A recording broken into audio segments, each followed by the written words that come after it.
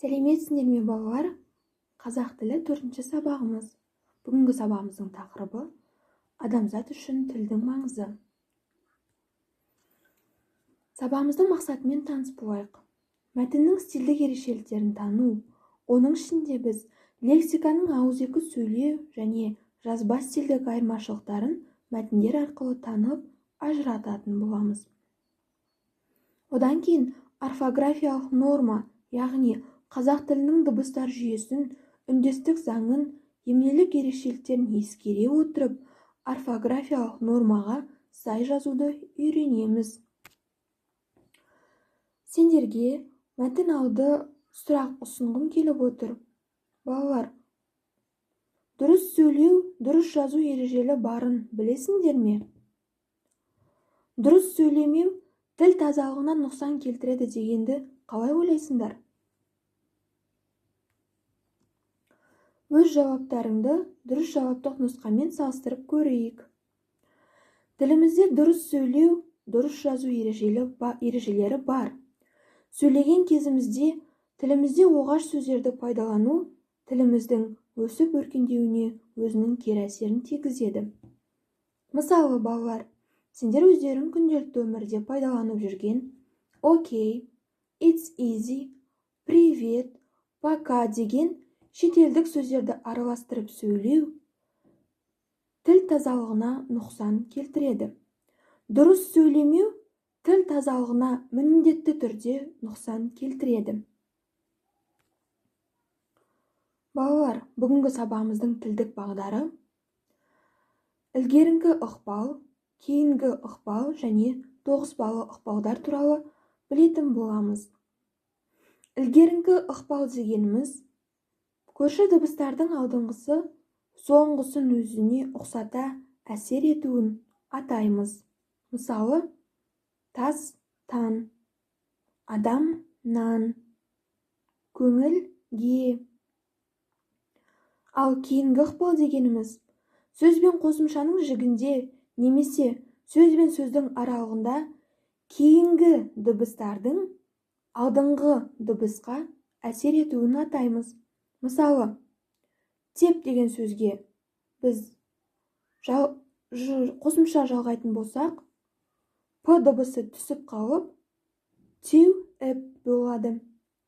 Сабақ деген сөзге біз қосымша жалғайтын болсақ, қ дыбысы ғ-ға айналып, саба ғ деп кетеді. Тоғыспалы ықпал дегеніміз қатар тұрған екі дыбыстың бір-біріне бірдей ықпал етуін атаймыз. Мысалы, шайтан көл. Осы сөзді біз айтқан кезде шайтан көл деп оқимыз. Одан кейін тас жарған. Тас жарған дегенді біз тез оқыған кезде тас жарған деп оқиды екенбіз.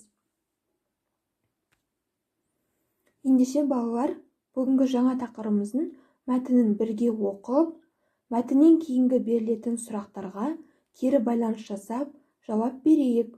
Сұрақтарға дұрыс жауап беру үшін оқылған мәтінді зейін қоя отырып тыңдаңдар. Адамзат үшін тілдің маңызы ерекше. Бұл тек қатынас құралы ғана емес, әр адамның өмір сүру үшін ауадай қажет байлығы.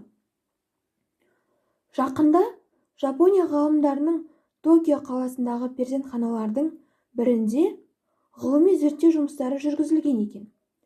Сонда 3 жұптың жаңа туған нәрестелеріне бір тәжірибе жасаған. Сәбилердің тыңдау қабілеттерін тексеру үшін жылаған кезде басқа тілдерде сөйлеп, жұбату сөздерін айтқан. Сәби жылауын тоқтатпаған.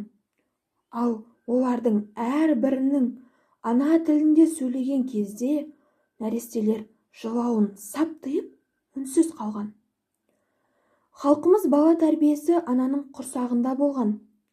Сәттен басталады деп бекер айтпаған екен. Анасы сөз тілін білмейтін балада да ана тіліне деген мұқтаждық болады екен. Бірақ адам есейе келе оған мән бермеуі мүмкін. Әйтсе де, өмірдің соңғы белесі Қарттыққа аяқ басқан шақта туған тілде сөйлеуге қажеттілік қайта оянады. Бұл ғылыми дәлелі бар шындық. Нұрлан Әмзебайұлы Жұмабаев. Балалар, кітапта ұсынылған 8-ші тапсырманы сендер маған жазбаша түрде орындап, WhatsApp желісі арқылы кері байланыс жасайсыңдар. Ол үшін сөз ішіндегі және сөз аралығындағы бір-біріне әсер етуші дыбыстарды анықтап, дыбыс үндестіктерінің қай түріне жататынын ажыратып, буын үндестігін сақталып тұрған сөздерді жеке ажыратып жазасыңдар. Ал 9-ші тапсырманы үй жұмысы ретінде аламыз. Бұл жерде сендерге әйгілі адамдардың пікірлерін екінші бағандағы сөздердің тиістігімен толықтырып жазу керек. Яғни сөздердің жалғасын сәйкестендіресіңдер.